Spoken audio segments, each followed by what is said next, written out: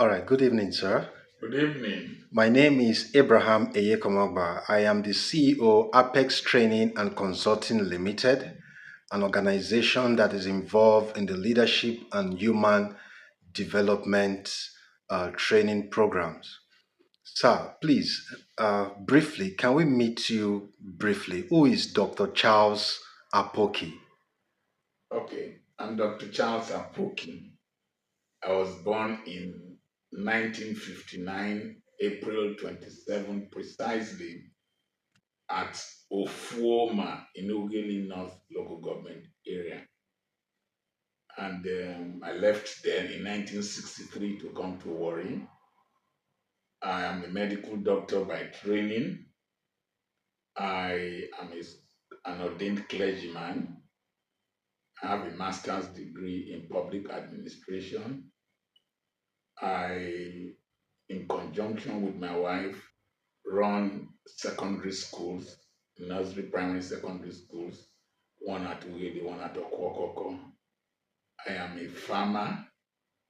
I am an author of several books, more than 40 books. I'm a missionary. I go to several countries to do economic missions.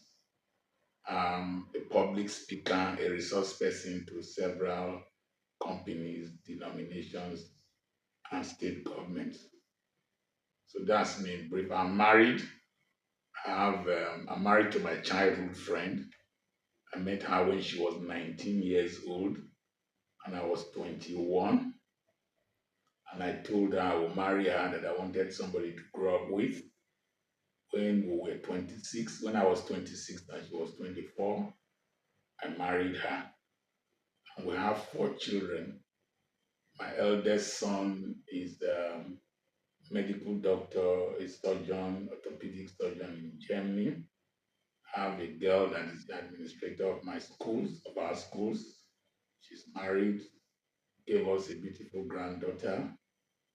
And I have a third child who is an engineer, has a PhD in software, in computer science, and is a specialist in cloud engineering. Is married to a cardiologist.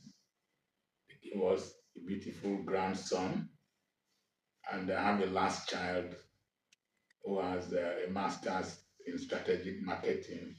He lives in Europe. I am an honorable man. So that's Dr. Apoki. Wow, that is great. It's so great. So it's so nice meeting and knowing you. Indeed, you are a great man. And secondly, want to ask, what was it like growing up, Okay. and where did you grow up, sir? I was born in Ofoma, as I said, in 1959. My father was working in the Warri Urban District Council. That's what they call local government today. And so we stayed in Ofoma. He would come occasionally. And then a time came, he decided to move us to Warri. So in 1963, we came to Warri. I grew up in Okere. Okere is a slum area in Warri. And I went to the Baptist Primary School. And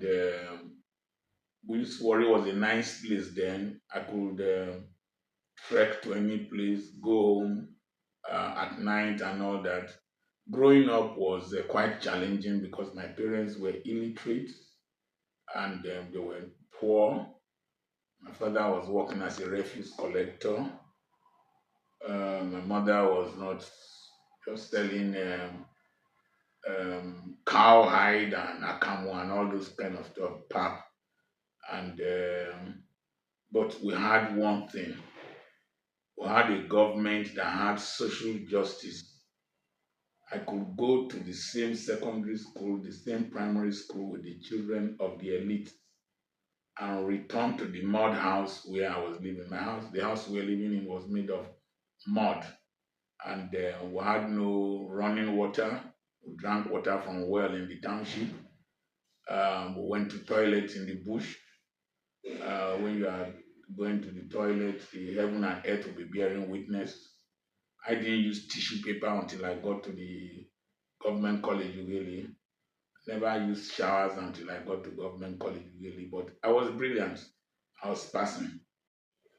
Growing up was quite exciting and adventurous. Most of these urban areas you see in Warri now were still bush then. We could swim in the streams, swim in the rivers. We could go to do firewood, we could hunt, we could pick wild fruits. So growing up was quite adventurous, even though it was we were poor, but we had hope, we had a future, and we had models that we wanted to become. So it was quite a good one. And we had national unity and all tribes. We had Igala people, so I speak some Igala, had the Shekiris, Urobos, we had the Jaws, we had Hausa Quarter, we had Igbos around us. So it was a cosmopolitan town and gave me a national outlook to Nigeria. We had Radio Fusion radio station with a speaker, so we listened to radio and all that. But then we didn't have water system, so we defecated in the buckets. Some people will come and carry them later in the day. If you didn't pay, they will leave them in front of your compound. It was funny. We had Radio Fusion radio station with a speaker, so we listened to radio and all that. But then we didn't have water system, so we defecated in the buckets. Some people will come and carry them later in the day. If you didn't pay, they will leave them in front of your compound. It was funny. So it was exciting growing up then. That's great, sir. Talking about challenges, because you Mm, mentioned you had series of challenges growing up. yes. How were you able to withstand and overcome the challenges you experienced in childhood? Okay. Now I must commend the government of that day. I talked about social justice that is giving every person equal opportunities. There was school was relatively free, so we had the problem of education. I had the opportunity of going to school relatively free. When it got to the secondary school level, it was affordable. You didn't need to know any person. When I went to FGC Warri, Federal Government College Warri, I was having the same meals that the children of the elite ate, and then going to university. The government provided a level playing field for us. Then, for the issues of things like finances, I had to do some manual things. I learned how to trade very early. I will go and buy sugar cane at the Besu water side now and come and sell in Okere. I will buy potatoes, trek down, bring them and sell. I was hawking pap akamu. I was hawking cow legs and cow skin pomo. I knew how to roast. I knew how to butcher the cow head. At a point, I would use my school fees to buy fish from one chief of Yegara. So I knew how to dry fish. I'll come to where the College of Education is now, cut firewood, cut palm fronds, know how to do the fish and dry them and sell them so that I could multiply my school fees. And then I started multiplying money long time ago, and that was how I was able to buy some second-hand clothing to wear, and maybe buy one or two things to take to school apart from returning the main school fees my father gave to me to pay the school fees. So those were some of the things we did, and we learned how to manage. We learned how to manage, learned how to live with what we had. That's how the minimalist life and the simplistic life that I live came into my system. So those were the major challenges we had, and we overcame them. We are the other ones who couldn't overcome. We lived with them, like sleeping with chickens under your bed, living in one room that you had no bedrooms, defecating outside, cutting firewood. We lived with them. It was what we had, but there was a hope. There was a future. And once there is a hope, you can bear the pain because of the gain that you are looking towards. Wow. So I must really commend you, and it was really tough growing up, I must say. And then, so I want to ask, I see many young people today who live their lives casually without dreams or a sense of direction. Who was that person, or what was that thing that gave you a sense of direction growing up, Helly? Number one, my father implanted that dream of being a medical doctor in my mind. He narrated stories of people like Nnamdi Azikiwe, K.O. Mbadiwe, their speeches and all that. He was illiterate, but he would just be amazed at the kind of grammar that those people were speaking. And then I had an elder brother that went to school, but he didn't do well. So I felt that I should.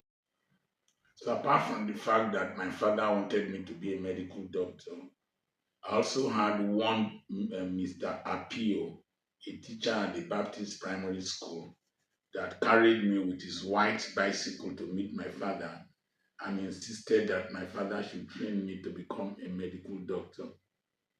Then the next thing was that after I was able to enter government college Ughelli, that place created a vision for me because you will see those who have succeeded in life who passed through that school. So the secondary school I attended, Government College Ughelli, we had good old boys that we saw and we wanted to be like. And then I had children of elites come to school with me, and I felt that there was a life beyond what I was living in Okere. I went to FGC Warri, that also influenced me, and I saw the children of the elites, rich people's children, politicians, and then the University of Ibadan also provided focus for me.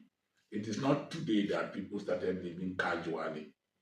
We've had people who, even during that times, some decided to smoke cannabis, some decided to follow women, some decided to mess up, and they ended up as casualties. So it didn't start today. So modeling, parents, the schools you attend, and then the vision that is created for you contributed a great deal to what I am today. All right, sir. Thank you very much. So, sir, I want to ask, who were your role models growing up? My role models. Um, my role models were the old boys I saw at Government College Ughelli, the Dr. Stevenson that my father wanted me to become like. And then I had read a lot of books. So I didn't have a specific role model I wanted to be like. So, but that being a medical doctor, by the time when I finished medical school, I now went to the east and now saw number one the Golden Eaglets that won that match that year around 1985 put a picture in my mind that if those boys could bring national honor to their country, me, I should bring national honor to my country. And then I became a Christian, so Imam Korea, then Archbishop Benson Idahosa, and then people like Nelson Mandela, Indira Gandhi, and Martin Luther King Jr., and several other global figures became people I wanted to be like. So I've had several. Then Miles Moreau, I must not forget Miles Moreau. I saw him in an airport, and I had $300 in my hand, and I met him in the plane. He was not sitting far from me, so I gave him $100 to board a taxi, and I told myself I want to be like Miles Moreau in Africa. So that it was quite an imposing figure for me that I wanted to be like. But I had other fellows. If you see a little bit of radicalism in my spirit, people like Fela Nikolakpo Kuti, people like Gani Fawayimi, people like Tai Sholarin, Ebenezer Babatokwe. So I had a lot of influence from that kind of radicalism from the western part of the country. Then the Igbo man gave me the enterprising spirit. I wanted to be rich like and not be entrepreneurial like them. So I've had several people influence my life. All right. Thank you. Thank you so much, sir. Mm. The next question is, sir, would you say you have achieved or accomplished all your childhood dreams? No, no, no, no, no. I've reached a level of self-actualization. That is to say, what I admired in people and what I admired to become. I have reached that level. But my childhood dreams were quite wild. I wanted to be president of this country.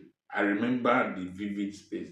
If you see the NNPC headquarters along the NPA road, we used to have mango trees there. It was under one mango tree there that I said I wanted to be the president of this country. Then at another time, I wanted to be the governor of Delta State, and my classmate, Kingsley Oye, would be my deputy. But politics became too dirty. I had that dream before people like them Ibori. So I didn't achieve that direction. But I also wanted to have children all over the world, grandchildren all over the world. That is coming to pass. Then I wanted to be a global citizen. I wanted to influence the world. I wanted the world to know my voice, to hear my voice. I wanted to make impact globally. To a large extent, one is achieving that.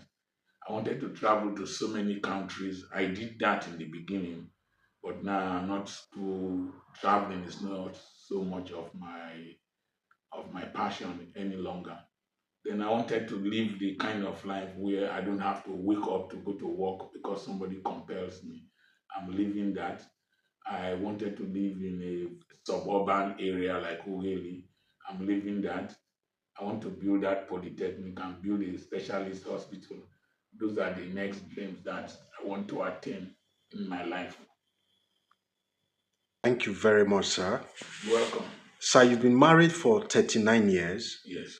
What does it feel like to be married for this number of years?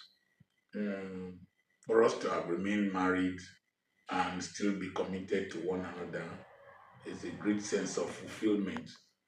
The initial butterfly stages and tipsy topsy stage was quite exciting because we started when we were young. In fact, it's 42 years I've known her. I knew her 3 years before I married her. The tipsy topsy toffee stage was quite exciting. But when we started having children, it became quite challenging.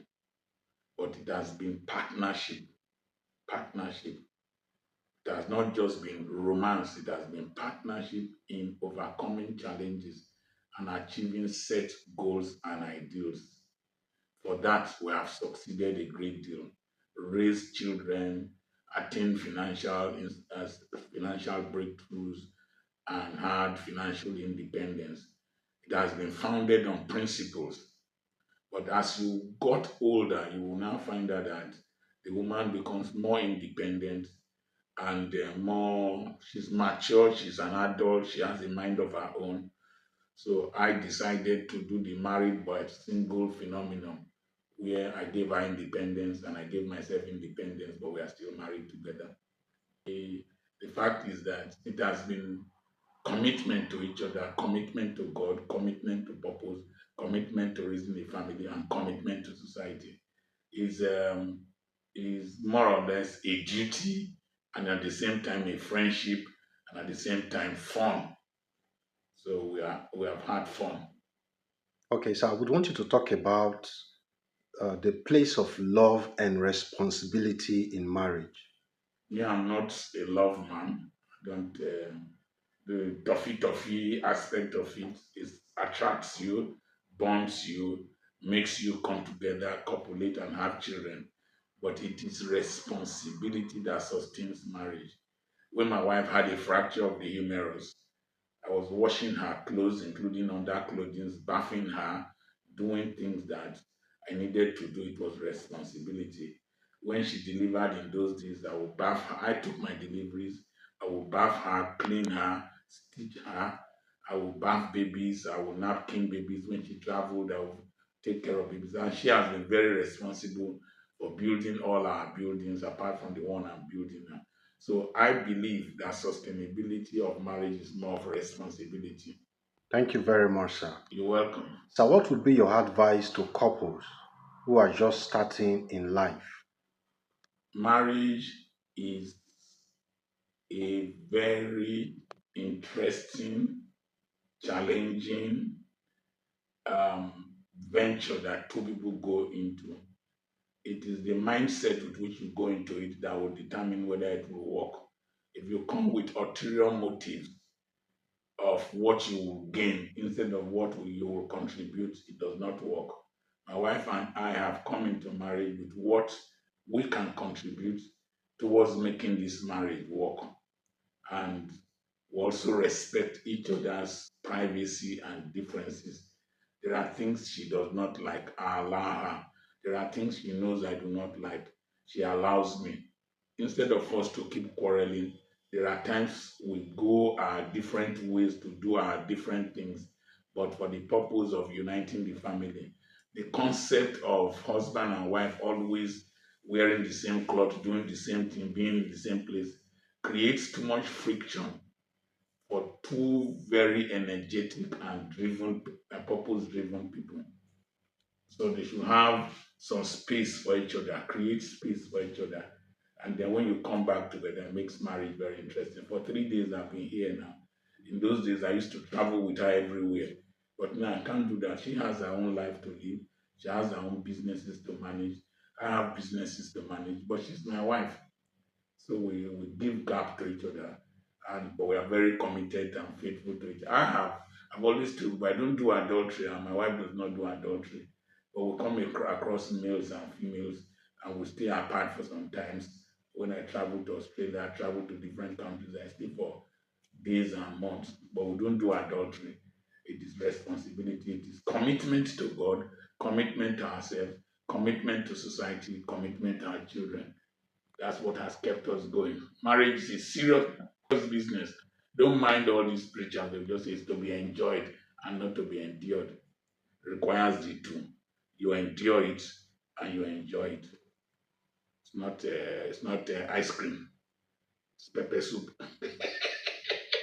Thank you so much, sir, for your time. It's been an honor having this interview with you. You're welcome. Thank you, sir. We'll do more subsequently. All right, sir. Thank you so much, sir.